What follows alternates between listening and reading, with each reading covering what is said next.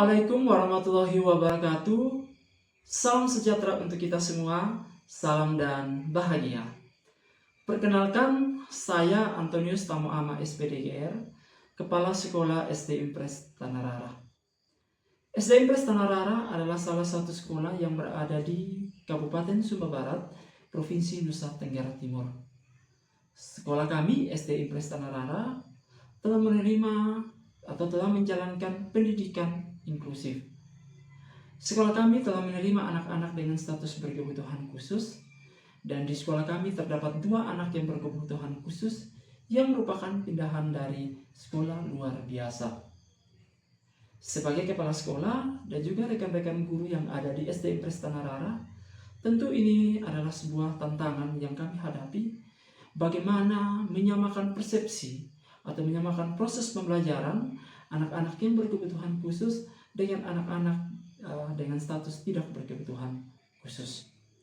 Nah, pada kesempatan ini saya akan menyampaikan refleksi saya pada asesmen 1.2.9 terkait dengan bagaimana mengidentifikasi praktik-praktik yang memfasilitasi lingkungan dan interaksi yang inklusif, dan juga saya akan merefleksikan nilai-nilai, praktik, dan keterampilan pribadi dan profesional untuk mengimplementasikan UDL. Nah, UDL ini adalah pendekatan pembelajaran yang dirancang untuk memenuhi kebutuhan beragam siswa dengan menyediakan berbagai cara untuk mengakses materi, mengembangkan keterampilan, dan mengekspresikan pengetahuan. Nah, di SD Tanarara, praktik bagaimana saya memfasilitasi lingkungan dan interaksi yang inklusif menurut UDL dengan contoh-contoh yang spesifik. Ada 3 praktik yang telah saya lakukan di SD Tanarara untuk memfasilitasi lingkungan dan interaksi yang inklusif menurut UDL. Yang pertama, pemberian beberapa jalur atau multiple means of representation. Agar tercapainya tujuan belajar yang berkualitas, maka di sekolah saya, di SD Impres Tanarara, harus menyediakan berbagai sarana yang representatif sehingga dapat memberikan makna pada siswa. Selain itu juga, penjelasan dari guru dapat diterima dengan sangat baik dan mudah oleh siswa. Nah, sarana dan prasarana yang mendukung akan mempermudah proses pembelajaran siswa. Contoh yang dapat saya lakukan dengan praktik ini yaitu menggunakan game edukasi atau proyek kolaborasi yang untuk meningkatkan minat siswa. Nah, game yang saya gunakan ini bisa menggunakan game-game digital seperti Quizzes, Wordwall, atau platform-platform lainnya yang dapat membantu peserta didik dengan status berkebutuhan khusus ini dapat memahami proses pembelajarannya dengan baik. Nah, nilai yang saya peroleh jika menerapkan praktik ini adalah dapat memotivasi siswa dengan cara belajar yang menarik dan relevan bagi peserta didik dengan kebutuhannya. Praktik yang kedua yang saya lakukan untuk memfasilitasi lingkungan dan interaksi yang inklusif menurut UDL adalah pemberian beberapa jalur aksi dan ekspresi atau multiple means of action and expression. Pada praktik yang kedua ini, sebagai guru harus lebih kreatif dalam memberikan berbagai cara seperti ekspresi tubuh atau tindakan yang mendukung proses belajar yang efektif. Jika hal ini dilakukan dengan baik oleh guru atau tenaga pendidik yang akan di sekolah, maka akan sangat membantu peserta didik dengan status berkebutuhan khusus bagaimana menyikapi hasil pembelajaran yang ia dapatkan. Untuk itu, guru harus lebih kreatif dalam membuat kerangka atau desain pembelajarannya. Contoh yang dapat saya lakukan dengan praktik ini yaitu menyediakan pilihan-pilihan untuk menyelesaikan tugas seperti menulis esai, membuat video, atau membuat poster. Nah, terkait dengan membuat video atau membuat poster, saya dapat memanfaatkan Canva di dalam membuat media-media pembelajaran interaktif atau video-video pembelajaran interaktif atau membuat poster-poster yang interaktif sehingga lebih mempermudah peserta didik memahami akan pembelajaran yang disampaikan. Nilai yang saya peroleh dengan mendapatkan praktik ini yaitu dapat memotivasi siswa dengan cara yang menarik dan relevan bagi mereka. Dan cara yang ketiga yang saya lakukan untuk memfasilitasi lingkungan dan interaksi yang inklusif menurut UDL adalah pemberian beberapa jalur pengaktifan atau multiple means of engagement. Dalam proses pembelajaran, sekolah harus menjadi tempat dengan berbagai cara untuk melibatkan siswa agar pembelajarannya efektif. Sebagai kepala sekolah dan juga tentu guru-guru yang ada di sekolah harus menyediakan tempat, sarana, dan prasarana yang baik dalam proses pembelajaran siswa, terkhususnya bagi siswa dengan status berkebutuhan khusus. Selain itu juga, sebagai guru harus mempertimbangkan bagaimana melibatkan siswa dalam merangsang bakat, minat, serta motivasi dalam belajar yang harus dibentuk oleh guru agar siswa tahu apa yang menjadi tujuannya dalam belajar. Kita tahu bersama, kebutuhan, gaya, dan belajar siswa yang ada di satuan pendidikan berbeda-beda. Untuk itu, sebagai kepala sekolah, sebagai guru, harus tahu benar kebutuhan belajar dari peserta didik itu sendiri. Contoh yang dapat saya lakukan dengan praktik ini yaitu dengan menggunakan video pembelajaran.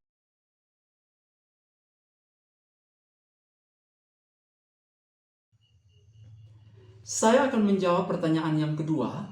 Jelaskan nilai-nilai, praktik, dan keterampilan pribadi dan profesional Anda dalam mengimplementasikan UDL atau Universal Design Learning. Nilai-nilai. Kita tahu benar bahwa di satuan pendidikan kita terdapat siswa dengan karakter, minat, gaya belajar yang berbeda. Untuk itu, sebagai guru, saya harus selalu mencari cara baru untuk memenuhi kebutuhan belajarnya. Untuk itu, dengan cara yang keterbukaan, kita harus mengetahui kebutuhan belajar siswa yang berbeda-beda. Cara yang kedua yaitu fleksibilitas. Artinya, saya harus siap menyesuaikan metode pembelajaran sesuai dengan kebutuhan belajar siswa. Metode pembelajaran saya harus gunakan dengan cara yang lebih kreatif dengan menyesuaikan kebutuhan atau karakteristik belajar siswa. Praktik-praktik dalam mengimplementasikan Universal Design Learning yang pertama yang saya lakukan yaitu bekerja sama dengan teman sejawat dan ahli untuk mengembangkan sumber daya yang inklusif. Dalam artian, harus ada kolaborasi antara saya sebagai pendidik atau sebagai guru dengan ahli-ahli di dalam mengembangkan sumber-sumber daya yang inklusif agar sesuai dengan kebutuhan belajar atau karakteristik peserta didik itu.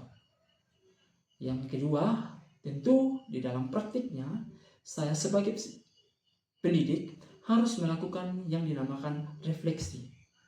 Refleksi dilakukan dengan tujuan untuk mengevaluasi atau memperbaiki praktik-praktik pembelajaran berdasarkan umpan balik siswa yang telah diberikan. Yang ketiga, keterampilan pribadi dan profesional. Yang pertama, yang diimplementasikan dalam Universal Design Learning yaitu keterampilan teknologi. Sebagai pendidik, tentu dengan era zaman saat ini harus mampu menggunakan berbagai alat dan aplikasi atau platform pendidikan di dalam mendukung pembelajaran inklusif.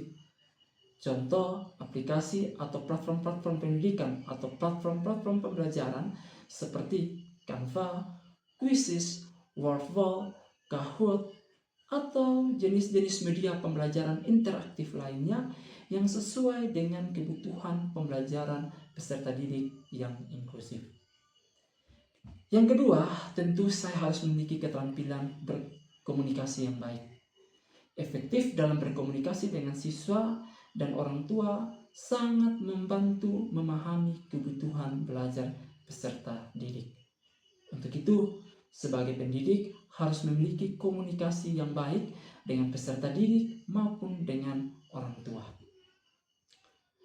Dampak dari mengimplementasikan Universal Distance Learning atau UDL ini adalah yang pertama, adanya peningkatan partisipasi siswa. Siswa dengan kebutuhan khusus akan lebih termotivasi dan terlibat dalam proses pembelajaran yang dilakukan. Yang kedua, dampak positif dari implementasi UDL ini atau Universal Distance Learning ini adalah terjadinya peningkatan hasil belajar. Dengan akses yang lebih baik ke materi dan metode yang sesuai, siswa akan lebih mampu mencapai standar pembelajaran yang diharapkan. Dan yang ketiga, dampak yang terjadi jika mengimplementasikan UDL ini adalah peningkatan kepuasan siswa dan orang tua.